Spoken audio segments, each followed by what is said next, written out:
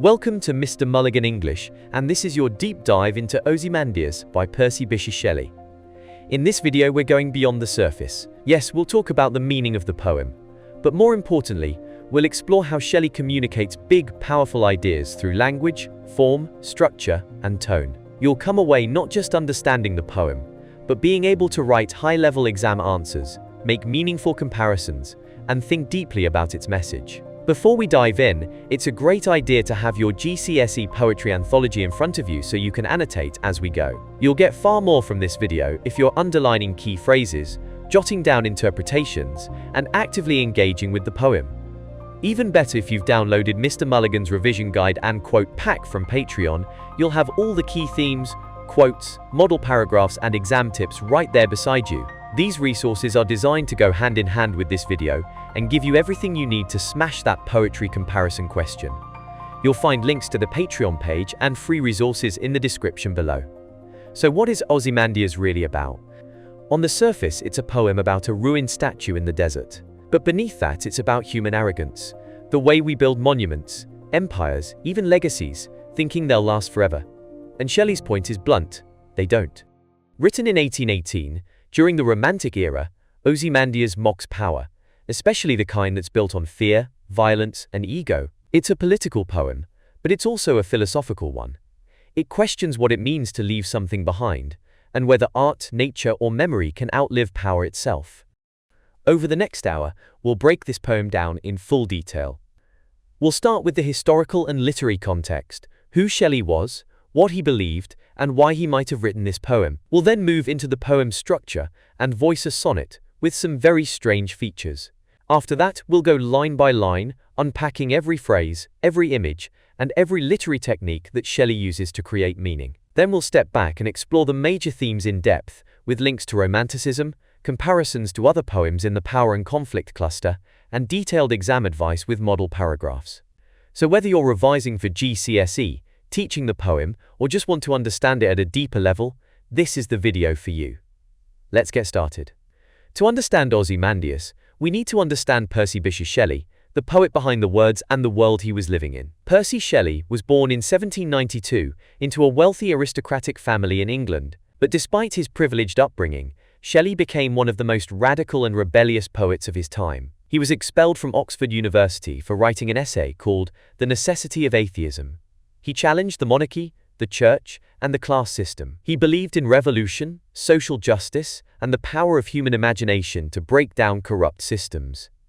And he wasn't just talking the talk. Shelley lived his life in open defiance of convention. He eloped at 19, abandoned traditional religion, moved abroad, and surrounded himself with fellow free thinkers, including Lord Byron and Mary Shelley, who wrote Frankenstein.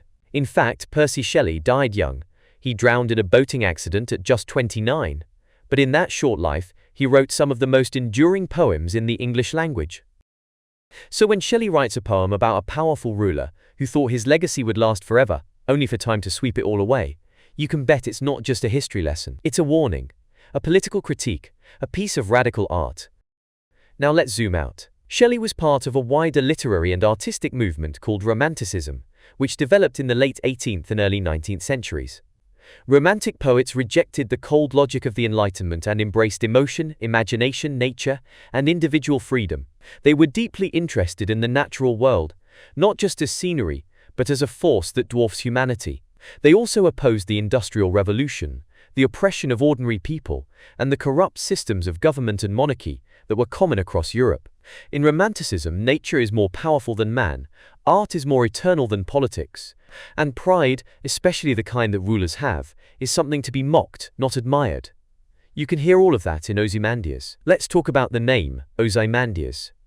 This is actually the Greek name for Ramses II, one of the most powerful pharaohs of ancient Egypt. Ramses ruled for over 60 years and built more statues and temples than almost any other pharaoh. He saw himself as a god on earth. In his time, he was known for both military strength and enormous monuments to himself. By the early 1800s, European explorers, especially British ones, were fascinated by the ruins of Egypt. There was a wave of Egyptomania. Artifacts were being shipped back to museums, and British archaeologists were racing to uncover the secrets of ancient empires. One of the statues of Ramses II, a massive, broken sculpture was discovered and brought to the British Museum around this time. The statue inspired Shelley's poem, though Shelley himself never saw it. He only read about it in a newspaper article. So Ozymandias is Shelley's creative response to this archaeological discovery, a way of using an ancient ruin to make a very modern political point. It's tempting to think Shelley is just writing about Ramses, but read between the lines and you'll realize he's writing about every ruler who thinks they're untouchable. When he describes a king who boasts, "Look on my works, ye mighty, and despair," only for the landscape to show nothing but sand. Shelley is mocking more than just an Egyptian pharaoh. He's mocking the idea of political power itself. In fact, during Shelley's lifetime, Britain was ruled by King George III, who was seen by radicals as oppressive, warmongering, and deluded. Shelley had no love for kings. Just a few years earlier, the French Revolution had shaken Europe, challenging the idea that monarchies were unbreakable. Shelley saw that even mighty regimes could fall violently and suddenly. So Ozymandias becomes a metaphor, a symbol of every empire, every tyrant, every leader who believed they'd be remembered forever. It's about the futility of arrogance, the fragility of human achievement, and how time and nature always win in the end. One of the more subtle ideas in Ozymandias is that art can outlive power. Think about it. The king in the poem is gone. His empire is gone. But the statue remains, at least in part, and more importantly, the sculptor's skill remains. The sneer, the wrinkled lip, the cold command, all of it has been preserved not because of the king, but because of the artist who carved his face. In that sense, Shelley is suggesting that the real legacy isn't the king's works, but the sculptor's ability to capture human pride. Art becomes the lasting voice, not power. And that's a romantic idea too. Poets and artists like Shelley believed their work could speak across centuries. And in this case, it has. We're still reading Ozymandias more than 200 years later, long after any political leader from that time has been forgotten. So, to sum up, Percy Bysshe Shelley was a radical romantic poet who challenged power. He was inspired by the ruins of ancient Egypt, especially a statue of Ramses II. The poem uses this statue as a metaphor to critique pride, political arrogance, and the illusion of permanence. Shelley believed in the power of nature and art to outlast human ambition. Ozymandias is not just about a broken statue. It's a warning about the limits of power and the inevitability of decay. And that takes us into the poem's structure and voice, which we'll explore next. Let's now explore the form, structure, and voice of Ozymandias, because Shelley's poetic choices here are clever, subtle, and highly purposeful. This poem may be short, but its structure is like a puzzle, and understanding it helps unlock the deeper meaning. First things first, Ozymandias is a sonnet, a 14-line poem. Sonnets traditionally deal with love, beauty, or the passage of time. Shakespeare used them, Petrarch used them, and Shelley, being a master of form, knew the rules, and then bent them. But here's the twist. Ozymandias doesn't follow the rules of any single sonnet form. Instead, it blends them. It begins like a Petrarchan sonnet, with an octave the first 8 lines that introduces the statue and its description. Then it shifts, not into a clean sestet, but into a more Shakespearean ending, with a final twist or message in the last couplet. Even the rhyme scheme is irregular, so why does this matter? Because the form itself mirrors the subject of the poem.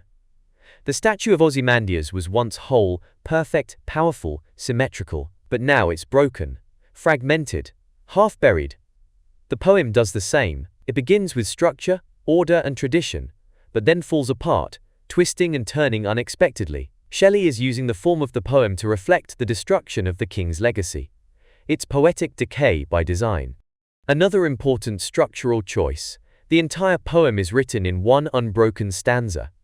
There are no clear divisions, no spacing, no room to breathe. The story flows from one line to the next, from speaker to traveler, from description to message, all within one tight, controlled structure. Why? Because Shelley is compressing time. He's showing us a huge historical fall, the collapse of a king, the erosion of an empire, in just 14 lines. The single stanza reflects the swiftness of decay. And it also mimics the desert setting, vast, bare, continuous, just like the lone and level sands at the end of the poem. Let's talk about enjambment when one line flows into the next without pause. Shelley uses enjambment throughout Ozymandias, especially in the description of the statue. And on the pedestal these words appear. My name is Ozymandias, King of Kings. Look on my works, ye mighty, and despair. These lines tumble into each other. There is a sense of natural speech. This isn't a formal speech by a narrator, it's a tale being passed on like a myth or a fable. The enjambment helps create a sense of distance and movement, the same way sand blows over ruins, hiding and revealing history at the same time. One of the most unique aspects of Ozymandias is its layered narration. Let's break this down. The poem starts with a speaker, who says, "I met a traveler from an antique land." That speaker introduces a second voice, the traveler, who then tells the story of the statue. Inside that, we get the voice of the sculptor, whose work reflects Ozymandias' expression.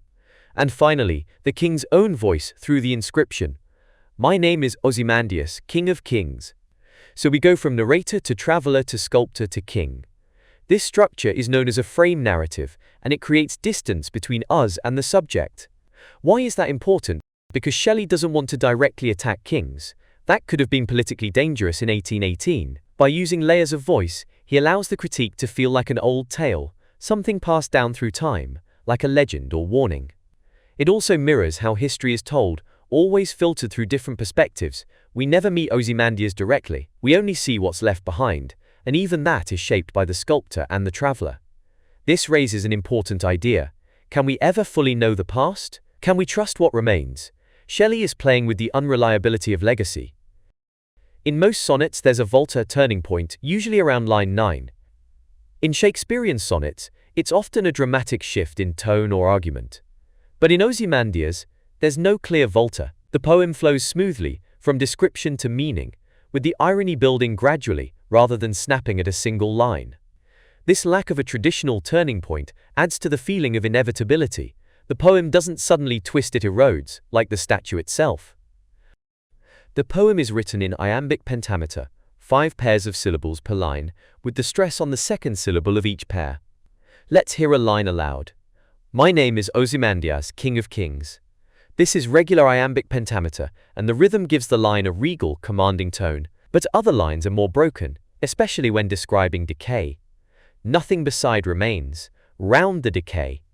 Here the rhythm becomes more fragmented, short, punchy words disrupt the flow. This helps to create a sense of abruptness, reinforcing the theme of collapse. Shelley also uses alliteration and sibilants to create atmosphere. The final line, for instance, "The lone and level sands stretch far away." The repetition of the AQA sound mimics the whispering of the desert wind, soft but eternal. Nature outlasts everything. Let's take a step back. The structure of the poem mirrors the structure of the statue. It begins with a grand opening, the traveler, the setting, the introduction of a powerful figure. Then comes the middle section, where we zoom in on the statue, the broken face, the inscription. Finally, the last lines zoom out, revealing the emptiness around it. Just like the statue, there's a head, full of expression, a body, broken and scattered, and a foundation, buried under time and sand. It's poetic architecture, and like the statue itself, built to reveal a deeper message. So what have we learned? Ozymandias is a sonnet, but a deliberately distorted one. Shelley uses this broken form to reflect the broken statue and the broken idea of eternal power. The single stanza, enjambment and layered voices create a flowing, fable-like quality, a tale passed down through time. There's no sharp turning point, but rather a gradual decay, just like the king's legacy. The poem's rhythm, sound, and narrative mirror the sculpture it describes, once proud, now ruined. Shelley is a master of poetic form, and in Ozymandias, the structure isn't just a container. It's a tool for meaning. Next, we'll dive into the heart of the poem, a line-by-line analysis, where we unpack every word and every technique Shelley uses. The poem opens with a deceptively simple line, but there's a lot going on beneath the surface. "I met a traveler." This immediately places the speaker at a distance from the events he's describing. Shelley is not speaking directly. Instead, the story comes through a second-hand account. The speaker meets someone who tells him a tale. This is known as a frame narrative, a story within a story. Why does Shelley do this? Partly, it adds a sense of myth or legend. The traveler could have come from anywhere, from history, from imagination. By beginning with a traveler from an antique land, Shelley sets a tone of ancient mystery. We feel like we're hearing a lost tale, a rumor passed down across generations. But there's also a political reason. Remember, Shelley was a radical critic of monarchs and empire. By distancing himself through this traveler, he creates a layer of plausible deniability. He's not attacking a specific king, he's just repeating a story. Who said, "Two vast and trunkless legs of stone stand in the desert"? Now the traveler begins speaking. This sudden shift from narrator to traveler is seamless, a smooth handover of voice. And immediately we're thrown into a striking image. Two vast and trunkless legs of stone. The word vast emphasizes scale. The statue was clearly enormous, towering, intimidating. But trunkless tells us it's broken, the central part of the body is gone.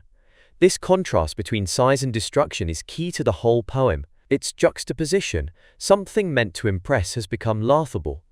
Stand in the desert. The setting matters. The desert is barren, timeless, unforgiving. There's nothing around the statue.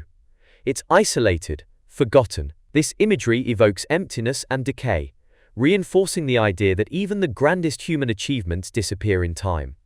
Shelley never directly names the desert, but readers would have associated this with Egypt, linking back to the discovery of Ramses II's broken statue. The desolate setting is part of the critique. Nature and time have swallowed what once seemed immortal.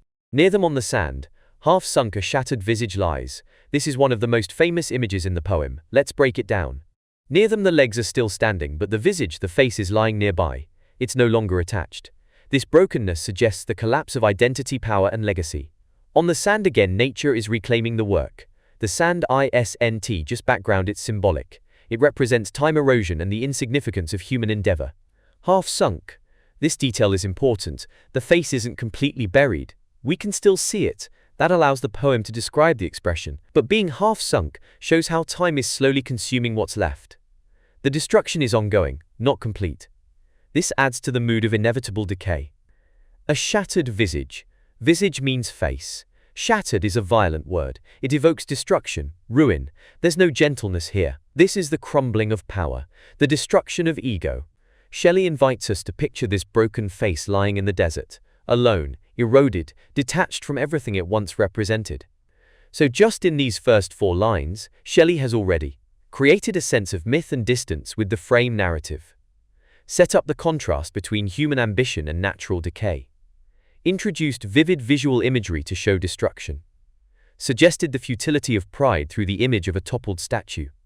The mood is already one of irony. This king wanted to be remembered forever, and he is, but only as a ruin. So let's recap the key techniques so far. Frame narrative. Shelley distances himself from the message, adds mythic tone, and protects the poet from direct criticism. Juxtaposition. Vast, but trunkless. Grandeur versus destruction. Symbolism. The desert equals time, nature, emptiness. Imagery. Powerful visual language. We can see the statue's ruins. Irony. Implied from the beginning, what was once mighty is now forgotten. Student gold dust phrases you can use. Shelley opens the poem with a frame narrative, creating a sense of myth and timelessness that distances the speaker from direct critique. The contrast between vast and trunkless immediately undercuts the statue's intended grandeur, hinting at the theme of inevitable decay. The shattered visage represents the collapse of power and legacy. The face survives, but it's broken and buried by time. The desert is not just a setting, but a symbol of nature's silent dominance over human ambition. Whose frown and wrinkled lip and sneer of cold command. We now zoom in on the statue's expression, and this is where the tone becomes deeply critical. Let's look closely at the language. Frown, wrinkled lip, sneer of cold command. These words build a vivid image of the kind of ruler Ozymandias was: arrogant, proud, possibly tyrannical. A frown suggests disapproval, a man looking down on others. A wrinkled lip may show disgust or disdain, a subtle expression of superiority. And the sneer of cold command is the key phrase here. The alliteration, the repeated ak sounds, gives the line a clipped, harsh feel. It almost bites when spoken aloud. The phrase cold command is powerful. It suggests a ruler who is not only authoritarian, but also emotionally distant. Someone who gives orders without compassion. Shelley doesn't describe Ozymandias in flattering terms. In fact, we don't get a full description of the man, only of his expression, his attitude. And that's no accident. It's not the man himself who has survived, it's the sculptor's portrayal of his personality. This leads us into one of the most subtle and interesting shifts in the poem. Tell that its sculptor well those passions read, which yet survive stamped on these lifeless things. Now Shelley directs our attention away from the king and toward the sculptor, the artist who carved the statue. Tell that its sculptor well those passions read means that the sculptor could read or understand the king's emotions and personality. Passions here refers to Ozymandias' pride, cruelty, and coldness. The phrase, well those passions read, implies that the artist was skilled not just technically, but emotionally. He could see through Ozymandias, see the arrogance behind the face, and capture it perfectly. And this is crucial. It's the artist's interpretation that survives, not the king's power, not his buildings, not his wealth, just the expression carved in stone and the irony of its survival. Which yet survive, stamped on these lifeless things. Here's the heart of the irony. Let's break it down. Yet survive. The king is long gone, but his personality, his sneer, lives on through the sculpture. Stamped. This suggests something forceful, permanent. The artist has impressed the king's personality into the stone like a seal. But what is it stamped on? These lifeless things. Here's the punchline. Ozymandias thought he could live forever through art and monuments. But what survives is a mockery, not a celebration. His arrogance is preserved, but not admired. And Shelley underlines the irony. The statue is lifeless. It doesn't preserve life. It just preserves a look of power, frozen in time, no longer relevant or respected. This is where we really feel Shelley's romantic ideals, the idea that art can outlive power, but not always in the way the powerful want. The hand that mocked them, and the heart that fed. This line is rich in ambiguity, deliberately so. Let's look at the first part, the hand that mocked them. On one level, this refers to the sculptor's hand, the one that carved the face. But look at the word mocked. It has a double meaning. To mock can mean to imitate, as in a mock-up or a sketch. But it also means to ridicule or make fun of. So is the sculptor simply copying Ozymandias' expression? Or is he mocking the king, capturing his arrogance in a way that will embarrass him for eternity? Shelley leaves it open, but many readers interpret this as satire. The sculptor is immortalizing the king's ego ironically, not reverently. Now, the heart that fed. This is even more ambiguous. Whose heart? It could refer to Ozymandias, the heart that fed, on his own pride and sense of power. Or it could be the sculptor's emotional insight, the heart that read and reflected the king's character. Either way, there's a contrast between hand and heart, between the physical action of carving and the emotional understanding behind it. The line as a whole suggests that what endures isn't the ruler's greatness, but the artist's ability to expose it, perhaps even to undermine it. These 4 lines, 5 to 8, deepen the poem's central themes. Arrogance and pride. The king's expression is not noble, but sneering and cold. The power of art. The sculptor's skill has preserved the king's expression, but ironically. Decay of power. The statue may be lifeless and broken, but the sculptor's interpretation outlives the empire. Legacy and interpretation. What people leave behind isn't always what they intended. Alliteration, cold command, harsh clipped sounds matching the emotion. Ambiguity mocked fed open to multiple interpretations. Irony. The sculptor has preserved Ozymandias' arrogance, not his greatness. Juxtaposition. Passions, vs. lifeless things. Living emotion frozen in dead stone. Student gold dust phrases you can use. Shelley shifts focus from the ruler to the artist, suggesting that creative interpretation is more enduring than political power. The phrase, cold command, uses alliteration to mirror the tone of the king himself, clipped, emotionless, controlling. The ambiguity of mocked allows for multiple readings. The sculptor may be both copying and criticizing the ruler. Through the phrase, lifeless things, Shelley emphasizes the emptiness of legacy built on ego. And on the pedestal, these words appear. This line serves as a transition from the physical description of the statue to the inscription the king's own voice, preserved in stone. Notice Shelley's build-up. He doesn't jump straight into the inscription. Instead, he delays it with, "These words appear," which gives the next lines more dramatic impact. It's like a drum roll. The poem pauses, then lets Ozymandias speak for himself. The word pedestal is also significant. It's the base of the statue, the foundation of Ozymandias' legacy, and what's written there reveals how he saw himself. This is the moment where the king's voice enters the poem directly. Until now we've heard only the narrator, the traveler, and the sculptor's silent representation. But now, Ozymandias speaks. "My name is Ozymandias, King of Kings." This line is bold, commanding, grandiose. Let's break it down. My name is Ozymandias, a direct, declarative statement. There's no humility here. He asserts his identity with pride. King of Kings. This is biblical language. In the Bible, King of Kings is used to describe God. So by using this title, Ozymandias places himself above all other rulers, as if his power is absolute. This is the height of hubris, excessive pride. Ozymandias sees himself not just as a ruler, but as the greatest ruler, superior to all others. But the irony, of course, is that he's long dead, and all that remains is a shattered statue.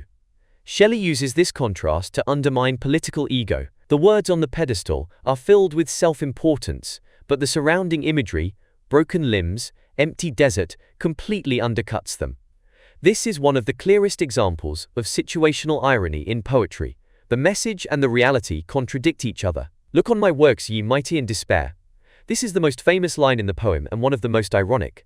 Let's look at the surface meaning. First, Ozymandias is addressing other powerful people, ye mighty. Is our command punctuated with an exclamation mark? He's saying, "You'll never match what I've done." It's a message of dominance. He wants others to feel inferior, crushed by his legacy. But now look at what actually surrounds this statement. The statue is ruined, his empire is gone. The works he brags about are nowhere to be seen. So instead of admiring his achievements, we're left staring at a colossal wreck. Shelley uses the inscription to mock the king's arrogance. Ozymandias wanted people to despair at his greatness.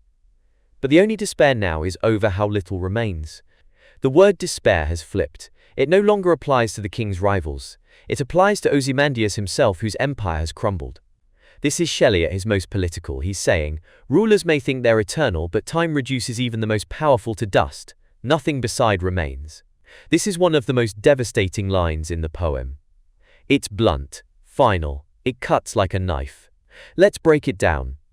The word nothing has weight here. It's absolute. There is no legacy, no city, no monument beyond this broken statue.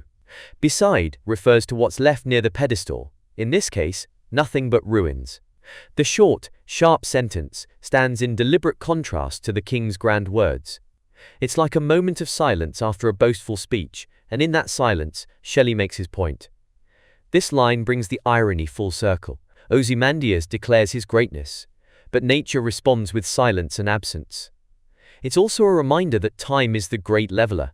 No matter how powerful you are, eventually, there will be nothing beside your memory, unless it's in mockery. Themes reinforced in these lines. These 4 lines strike at the core of the poem's ideas. Hubris and arrogance. Ozymandias' declaration is overblown and self-worshipping. Ironic immortality. He wanted eternal fame, but the poem preserves him only as a warning. Power versus time. The contrast between the king's voice and the emptiness around it reinforces Shelley's message that time always wins. The fragility of legacy. Even a king calling himself King of Kings can be forgotten or worse, remembered for the wrong reasons. Techniques to note. Direct speech. The shift into Ozymandias' voice creates a jarring contrast with the decaying imagery. Irony. Perhaps the most important technique in the poem, especially in Look on My Works. Juxtaposition. The boldness of the inscription is immediately followed by the crushing nothing beside remains. Tone shift. The poem's tone briefly shifts to arrogance, and then collapses back to irony and ruin. Student gold dust phrases you can use. Shelley uses the king's own words against him, creating a powerful moment of irony that exposes the futility of pride. The phrase, "Look on my works, ye mighty, in despair," is a bold command, but Shelley surrounds it with ruins to mock its emptiness. The line, "Nothing beside remains," delivers a stark and final judgment on human ambition. By placing Ozymandias' speech next to the imagery of decay, Shelley critiques the idea that power can preserve legacy. Round the decay. Of that colossal wreck, boundless and bare. These lines begin the poem's conclusion, and they deliver it with a mix of bleakness and brilliance. The word decay is central. It's not just physical damage, it's a word loaded with symbolism. Decay suggests, it's reminding us that time corrodes all things, even empires built by so-called kings of kings. Now look at the phrase of that colossal wreck. The word colossal is interesting. It reflects Ozymandias' own self-image. It links back to the idea of grand scale and ambition. In Greek, colossus refers to something massive like the legendary Colossus of Rhodes. But here it's paired with wreck. The grandeur has collapsed. The monument has failed. Shelley creates a vivid juxtaposition. Something once enormous and awe-inspiring is now a wreck, a mess of broken pieces scattered in the sand. Boundless and bare. This phrase describes the landscape. It means boundless, without limits, endless, a powerful word that suggests insignificance. Human power is tiny compared to the vastness of nature. Bare, empty, stripped of detail, lifeless, the scene is exposed, vulnerable, the desert has erased everything. This phrase echoes romantic ideas, that nature is sublime, overwhelming, vast and eternal. It swallows human achievements without a trace. So in just 2 lines, Shelley paints a picture of emptiness, insignificance, and total erasure. It's the final blow to Ozymandias' ego. The lone and level sands stretch far away. This is the final line of the poem, and it's often described as one of the most chilling in English literature. Let's unpack it carefully. Lone and level there, recurring sounds create a soft whispering tone like the wind blowing across a desert. The effect is eerie, quiet, reflective. Lone emphasizes isolation. There are no more towers, no cities, no monuments, just sand. Then stretch far away. This phrase gives us scale. It zooms the camera out. We go from the pedestal and the statue to the endless desert beyond. The poem ends not with Ozymandias, not with his works, but with sand, nature, emptiness. And in terms of tone, it's not angry or dramatic, it's quiet, almost coldly factual. That makes it even more powerful. Shelley doesn't need to scream his message. The image of lonely sands, stretching forever, says everything. Themes reinforced in these final lines. The power of nature. Nature, represented by the sand, is eternal. It swallows everything, including kings. Time and mortality. Human creations may seem important, but they vanish over time. The futility of legacy. Ozymandias built for eternity. But eternity belongs to nature, not to men. Romantic ideals. The poem ends with nature as the dominant force, a key belief in Romanticism. Techniques to note. Juxtaposition. Colossal vs wreck, works vs nothing. Alliteration. Lone and level, soft sounds mirror the silence and stillness. Imagery. Evokes visual and emotional response. We can picture the endless sand. Symbolism. Sand equals time, nature, erasure. Tone. Calm, detached, eternal. Student gold dust phrases you can use. Shelley ends the poem with a vast image of nature's dominance, reinforcing the idea that time will erase. The final line uses soft alliteration, lone and level sands, to create a tone of eerie stillness, suggesting that nothing human can survive the passage of time. The phrase, colossal wreck, captures both the scale of Ozymandias' ambition and the total failure of that ambition. By ending on the word away, Shelley implies that the decay continues, the emptiness stretches on, unstoppable. So what has Shelley done across these 14 lines? He's built a perfect irony, a ruler obsessed with legacy, an empire that thought it would last forever, reduced to a ruined statue in the sand. We've now worked through every line of Ozymandias, so let's take a step back and explore the key themes that run through the poem. These are the big ideas that connect every image, every phrase, every structural decision Shelley made. They're also the ideas you'll be expected to comment on in your GCSE exam, especially when comparing Ozymandias to other poems in the Power and Conflict cluster. Let's look at the 5 major themes, with examples and interpretations. 1. Power and arrogance, hubris. This is the central theme of the poem and one that's particularly clear in Ozymandias' own words. He calls himself King of Kings, a title that suggests divine status. He orders others to look on my works, ye mighty, and despair. This is the height of hubris, excessive pride and self-importance. But Shelley shows us how that power means nothing in the face of time. The works he brags about are gone. The statue is broken. The desert has reclaimed everything. Shelley doesn't condemn power outright, but he exposes how ego, pride and tyranny often come with power, and how those traits don't survive. So when writing about this theme, focus on irony. Ozymandias wanted to be remembered as a great leader, but instead he's remembered as a cautionary tale. Exam-style sentence. Shelley uses the ironic inscription to expose the futility of Ozymandias' arrogance, a ruler who believed his power was eternal yet is now reduced to ruins. 2. The power of nature and time. Another dominant theme in the poem is nature's power to destroy. Ozymandias may have ruled an empire, but now his statue is surrounded by the lone and level sands. Nature is vast, silent, and unbothered by human ambition. Shelley doesn't show a storm or an earthquake destroying the statue. Instead, he suggests a slow, natural decay. Time wears it down, grain by grain. This reflects romantic values, the idea that nature is sublime, overwhelming, beautiful, and ultimately dominant. Human structures, by comparison, are weak. And time, often personified in Romantic poetry, is shown here as the great leveler. Kings fall, cities vanish, all that remains is sand. Exam-style sentence. Shelley contrasts human pride with the vastness of nature, suggesting that time will always overpower even the most confident empires. 3. Legacy and memory. Ozymandias is obsessed with what we leave behind. The king wanted to immortalize himself, to be remembered forever, and in a twisted way he is. But it's not the glory of Ozymandias that survives. It's the mockery, the shattered statue, the sneering expression, the empty boast. So the poem asks a deep question. What do we actually leave behind? Is it our power, or is it how we're perceived by others? Shelley seems to say, you don't control your legacy. Once you're gone, others shape the story. In this case, it's the sculptor, the traveler, and the reader who interpret Ozymandias, and none of them are impressed. Exam-style sentence. Ozymandias is remembered not for his greatness but for his arrogance. Shelley shows that legacy is shaped by others, not by our intentions. 4. The role of art. One of the poem's more subtle themes is the enduring power of art. Ozymandias' buildings are gone, his empire has crumbled, but the sculptor's work, that sneer of cold command, remains. It's the artist, not the ruler, who truly lasts. And Shelley makes sure we know that. He draws attention to the sculptor. Tell that its sculptor well those passions read. Shelley himself is also part of this legacy. The poem has survived longer than the statue. So there's a meta-message here. Art outlives power. This is a key Romantic belief, that poetry and imagination are more powerful than politics or conquest. Exam-style sentence. Through the survival of the sculptor's work, Shelley suggests that art, not political power, is the true source of immortality. 5. Irony and satire. Perhaps the most important stylistic theme in the poem is irony. Shelley builds it into every part of the poem. The inscription boasts of greatness, but we're shown ruins. Ozymandias calls himself King of Kings, but no kingdom remains. He commands others to despair at his achievements, but we despair at how little is left. Shelley uses irony to mock the arrogance of rulers, but he does it subtly. He never says Ozymandias was a fool. Instead, he lets the image speak for itself.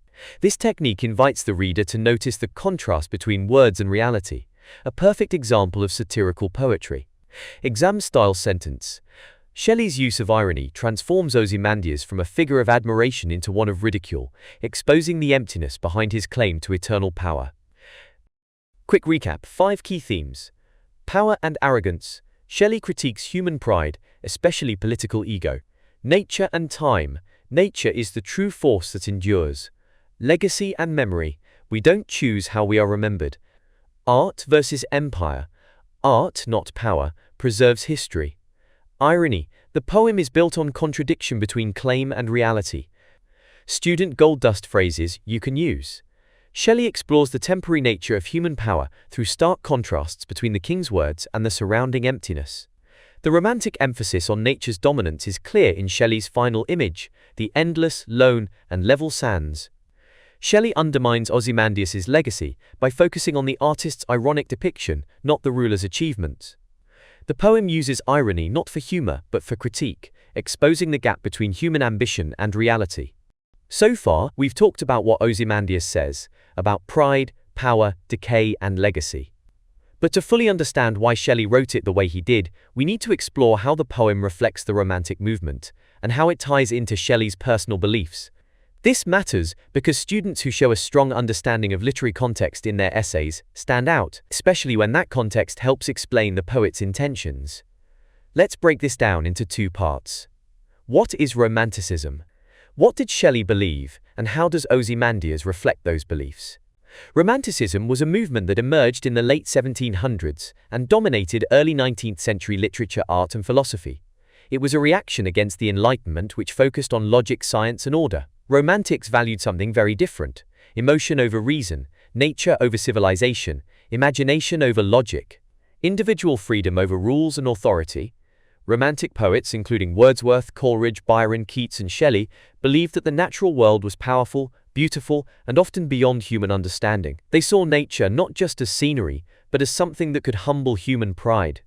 They also distrusted institutions like the monarchy, the church, and the state. Many Romantics were drawn to revolutionary ideas, especially after the French Revolution in 1789.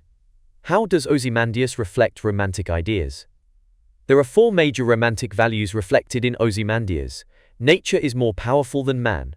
Romantic poets were fascinated by nature's ability to overpower human effort. Shelley shows this in the final lines of the poem.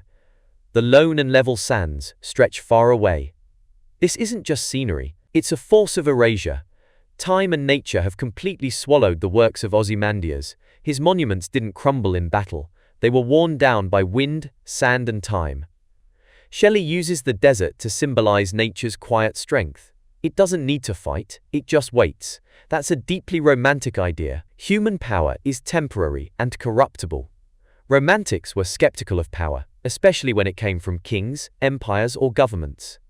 Ozymandias is presented as the ultimate example of human arrogance. He believed his power would last forever, that his works were immortal. Shelley, as a romantic, tears that idea apart. The statue is now a colossal wreck. This isn't just a story about one king, it's a symbolic attack on the idea of political power itself. Romantic poets often sided with the ordinary person, not the tyrant on the throne. The artist outlives the empire. There's a hidden tribute in the poem, not to Ozymandias, but to the sculptor who carved him. Shelley says, "Tell that its sculptor well those passions read." The sculptor is the one whose skill and insight endure. He saw through the king's arrogance and captured it. In that way, Shelley is saying, it's the artist, not the ruler, who leaves the truest legacy. That fits perfectly with romantic ideals, which believed in the power of the imagination, the value of art, and the role of the poet as a truth-teller, the importance of imagination and myth. Romantics loved stories of the past, myths, ruins, ancient civilizations. They weren't interested in historical accuracy. They were drawn to symbols and metaphors. Ozymandias isn't just a poem about Ramses II, it's a mythic warning. Shelley uses the broken statue to explore timeless ideas about ego, ambition, and mortality. Even the structure of the poem, a tale told by a traveler from an antique land, adds to that mythical feeling. It's not a history lesson, it's a parable. Romanticism saw imagination as a tool to uncover deeper truths, and that's exactly what Shelley is doing. Now let's zoom in on Shelley himself. He was a radical politically, spiritually and socially. He was anti-monarchy. He believed that kings and governments abused their power. He was anti-religion, especially when religion was used to control people. He supported freedom of the individual, especially freedom of speech and thought. He believed in the power of poetry to provoke change and challenge the system. Ozymandias reflects all of these beliefs. It's not just a description of a ruined statue, it's a political message. Even the mightiest rulers will fall, and what remains won't be their glory, it will be the way they are remembered. Student gold dust phrases you can use. Shelley, a radical romantic poet, uses Ozymandias to challenge the idea that human power can ever outlast nature. The poem reflects romantic values by elevating the sculptor's imagination above the king's authority. Through the decay of Ozymandias' empire, Shelley critiques political pride and aligns himself with romantic ideals of natural and artistic supremacy. The mythical tone of the poem reflects the romantic belief in storytelling as a way to explore universal truths. Now that we've explored Ozymandias in full, let's focus on how to compare it with other poems in the Power and Conflict anthology, a key skill for your GCSE exam. In Paper 2, you'll be given one named poem and asked to compare it to another of your choice. So knowing how Ozymandias connects to other poems, through theme, tone and technique, is essential. Let's look at 3 strong comparison poems and explore the connections you could make in an exam answer. Ozymandias and My Last Duchess. Themes: power, arrogance, control, legacy. Tone: arrogant and controlling speakers. These 2 poems are a classic pairing. Both explore the abuse of power by arrogant rulers. In Ozymandias, we meet a king whose legacy has been reduced to rubble. In My Last Duchess, we hear from a duke who boasts about controlling and possibly killing his wife to maintain his status. Both poems are dramatic, but in different ways. Ozymandias uses irony and imagery to show the downfall of pride. My Last Duchess uses a dramatic monologue to reveal the speaker's controlling personality. Key comparison point. Both poems explore how rulers try to assert control. But while Ozymandias' legacy is ruined by time, the Duke's legacy survives through his manipulation of art and narrative. Quote links. Look on my works, ye mighty, and despair. Ozymandias, I gave commands, then all smiles stopped together. My Last Duchess. Ozymandias and London. Themes: power, oppression, legacy. Tone: critical, reflective. Another excellent comparison is with London by William Blake. Both poems criticize systems of power, but they do it differently. In Ozymandias, Shelley mocks an individual ruler whose ego was so big he believed he could outlast time. In London, Blake condemns the institutions of power, the church, the monarchy, the government, for the suffering of ordinary people. Both poets use the Romantic tradition to challenge authority. Key comparison point. While Shelley shows how power fades over time, Blake presents power as a current, oppressive force harming the present. Quote links. The mind-forged manacles I hear, London. My name is Ozymandias, King of Kings, Ozymandias. Technique comparison. Both use powerful imagery, blackening church, blood-down palace walls, colossal wreck. Both create a sense of irony and criticism through tone. Ozymandias and tissue. Themes: fragility of power, time, human creation. Tone: philosophical, reflective. Tissue by Imtiaz Darka is a modern poem, but it complements Ozymandias beautifully. Both poems focus on the impermanence of human achievement. Whereas Ozymandias uses a literal ruined statue to show decay, Tissue uses metaphor, especially the image of paper, to show how easily our systems can be torn apart. Shelley shows power collapsing through time. Darka suggests we must build more softly, recognizing the temporary nature of our influence. Key comparison point. Both poems reflect on the fragility of human structures, but while Shelley mocks the arrogance of empire, Darka offers a gentler meditation on letting go. Quote links. The sun shines through their borderlines, Tissue. The lone and level sands stretch far away, Ozymandias. Technique comparison. Both use extended metaphor, statue equals legacy, paper equals human systems. Both challenge the idea of permanence in human culture. Tips for comparison in the exam. Compare ideas and messages, not just techniques. Ask, what are both poets saying about power, time, or control? Use paired quotes to support each point. One from each poem, linked to a shared theme. Comment on tone and structure, if it helps you show contrast. Ozymandias uses third-person layers and distance. My Last Duchess is intense and immediate. Avoid listing techniques.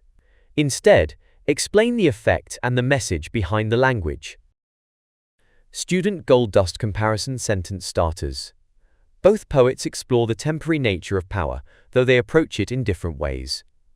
Where Shelley uses irony to mock political pride, Blake presents power as an active source of suffering. Each poem uses structure to reflect the speaker's relationship with power. Shelley's distance contrasts with Browning's immediacy. The two poems suggest contrasting views of human legacy, one as a warning, the other as a reflection. We've now explored Ozymandias in detail, line by line, theme by theme, comparison by comparison. Now let's bring it all together and focus on exam success. This section will show you how to approach the comparison question, what examiners want to see, how to structure a top-grade response, model paragraph examples with annotation. In the exam, Paper 2 gives you one named poem and asks, compare how the poets present a theme in Ozymandias and one other poem. The key here is to stay focused on the question's theme. Use quotes from both poems. Compare ideas, not just techniques. Common themes in Ozymandias' comparison questions. Power and control. Pride or arrogance. Legacy or memory. Nature and time. The fragility of human structures. What examiners want to see. According to AQA's mark scheme, top-grade answers. Explore the question deeply, not just describe it. Compare meaningfully, not just list techniques. Use well-selected evidence. Comment on the effect of language, structure, and form. Link analysis back to theme and context. What they don't want. Technique spotting, there's alliteration, without explaining the impact. Irrelevant context. Memorized answers that ignore the question. You can follow a PEEL-style approach, point, evidence, explanation, link, adapted for comparison. Point. Make a point about the theme in Ozymandias. Evidence, give a relevant quote. Explanation, analyze language/structure/form. Link, compare it directly to your second poem with a quote and analysis. Use clear comparison phrases. Similarly. In contrast. Whereas. Both poets suggest. Model paragraph comparison with My Last Duchess. Question. Compare how Shelley and Browning present the effects of power in Ozymandias and My Last Duchess. Model answer. Both Shelley and Browning explore how those in power try to control their image and legacy, but while Ozymandias focuses on the ultimate collapse of that legacy, My Last Duchess shows control still being exercised through art and speech. In Ozymandias, the king describes himself as the king of kings and demands that others, "Look on my works, ye mighty, and despair." Shelley uses this dramatic irony to expose the king's arrogance. The boast is now meaningless as nothing beside remains. This contrast highlights the futility of pride and shows that power built on ego will eventually crumble.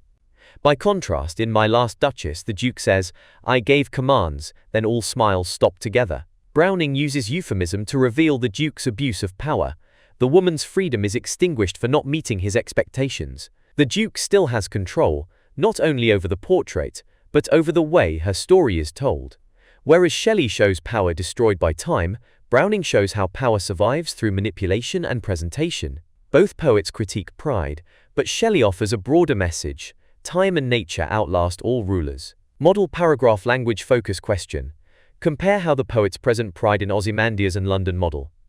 Answer. Shelley and Blake both present pride as destructive, but they do so in different ways. In Ozymandias, the king's arrogance is shown through his self-declared title, King of Kings. The use of religious language suggests he sees himself as godlike. Shelley then contrasts this with the desolate setting. The lone and level sands stretch far away to show that nature has erased his legacy. This irony presents pride as ultimately pointless. In London, Blake presents pride not in a single ruler, but in the powerful institutions that oppress the people. The image of the hapless soldier's sigh runs in blood down palace walls, links the monarchy to violence and suffering. Blake suggests that national pride leads to war and misery, and like Shelley, he critiques those in charge. Both poems present pride as corrupt and destructive, Shelley through a personal downfall and Blake through systemic oppression. Final tips for your essay. Anchor every point to the theme in the question. Use precise quotes, short and packed with meaning. Always ask, what is the poet saying about power, pride, time, or legacy? Comparison is not a bolt-on. It should run throughout your answer. Student Gold Dust sentence starters. Shelley presents pride as, whereas in other poem. Both poets explore the consequences of using different techniques. In Ozymandias, power is shown to collapse over time, however. The tone of each poem reflects the poet's view of legacy. So let's pause for a moment and reflect on everything Ozymandias has shown us. At first glance, it's just a 14-line poem about a broken statue in the desert. But as we've discovered, it's so much more than that. It's a meditation on power, pride, art, and the inevitable forces of time and nature. Through vivid imagery, layered voices, and masterful irony, Shelley offers us a simple but devastating truth. No matter how powerful you think you are, you will be forgotten. Or worse, you'll be remembered not for your greatness, but for your arrogance. Why does this poem still matter today? Because Shelley wasn't just talking about Ozymandias. He was writing about every tyrant, every politician, every empire that believed it would last forever. In our world, filled with skyscrapers, monuments, political egos, and social media legacies, Shelley's message still rings true. What we build doesn't always last, and what we think will define us might actually be our downfall. And yet there's a strange kind of hope in the poem too. Because while Ozymandias is forgotten, Shelley isn't. His poem, his art, is what survives. So in the end, Ozymandias reminds us that words can outlast empires, that art can expose power, and that humility might just be the most powerful legacy of all. Final exam tip: what to remember about Ozymandias. If you remember one thing from this deep dive, let it be this. Shelley uses Ozymandias to show that power is an illusion. Time and nature will destroy even the greatest monuments. But art, especially honest, critical art, can endure. So in the exam, focus on irony. The poem's message lives in contrast. Legacy and who really controls it. Context: Shelley, the radical romantic poet, challenging the system. And always ask, what survives? The statue? No. The king? No. The boast? Not really. But the poem? Yes. Thanks for joining me for this deep dive into Ozymandias. If you found it helpful, you can rewatch any section using the chapter timestamps. Download the key quotes and theme summaries in the description. Watch the 10-minute summary video for a quick refresher before your exam. Don't forget to like, subscribe, and check out the next video in this anthology series. I'm Mr. Mulligan, and this is how we make literature make sense. See you in the next one.